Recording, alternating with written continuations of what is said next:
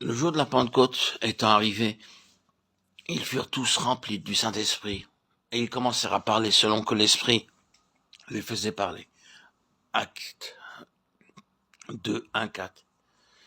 L'effusion du Saint-Esprit est le couronnement de l'œuvre de Christ. L'adorable mystère de l'incarnation divine à Bethléem, la rédemption accomplie au calvaire, la résurrection de Christ, qui nous a révélé en lui le Fils de Dieu,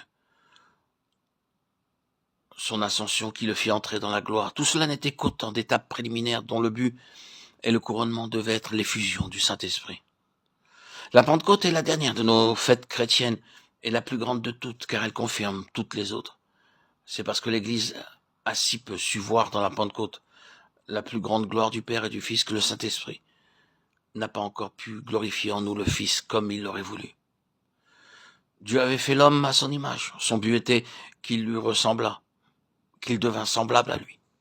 L'homme devait être un temple où Dieu put habiter. Il devait devenir la demeure permanente de Dieu. Le Dieu saint voulait s'allier l'homme de la manière la plus intime, en faisant habiter en lui son amour. Le temple de Jérusalem était une très faible image de ce qui devint plus tard une vivante réalité en Jésus de Nazareth. Dieu avait trouvé en Jésus un homme en qui il pouvait demeurer, dont l'être tout entier était prêt à observer sa volonté, à comprendre son amour. En Jésus, la nature humaine était possédée par l'Esprit de Dieu.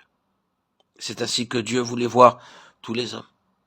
C'est ainsi que devaient être tous ceux qui auraient reçu en eux la vie de Jésus et de son esprit. La mort de Christ devait affranchir l'homme de la condamnation et de la domination du péché et lui permettre de recevoir l'esprit. Sa résurrection offrait à la nature humaine, libérée de toute faiblesse de la chair, la vie même de la divinité, la vie divine de l'esprit. Son ascension, qui le faisait entrer comme homme dans la gloire de Dieu, devait faire jouir à la nature humaine d'une communion parfaite avec Dieu dans sa gloire par l'unité de l'esprit. Malgré tout cela, l'œuvre de l'esprit n'était pas complète. Quelque chose manquait encore. La chose essentielle pour nous. Comment le Père pouvait-il habiter en l'homme ici-bas comme il habitait en Christ? C'est à cette importante question que répond la Pentecôte. Le Saint-Esprit, issu de l'essence même de la divinité, est envoyé sur la terre avec un caractère nouveau, avec une puissance nouvelle que jamais encore il n'avait revêtue. Lors de la création, Dieu l'avait envoyé comme esprit de vie.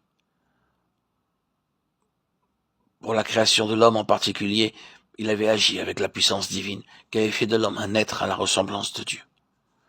En Israël, il avait été l'esprit de la théocratie, inspirant et dotant certains individus pour telle mission spéciale. En Jésus-Christ, il avait été l'esprit du Père, qui ne le lui donnait pas avec mesure. Jean 3, 34. Nous avons là, à divers degrés, les manifestations d'un seul et même esprit.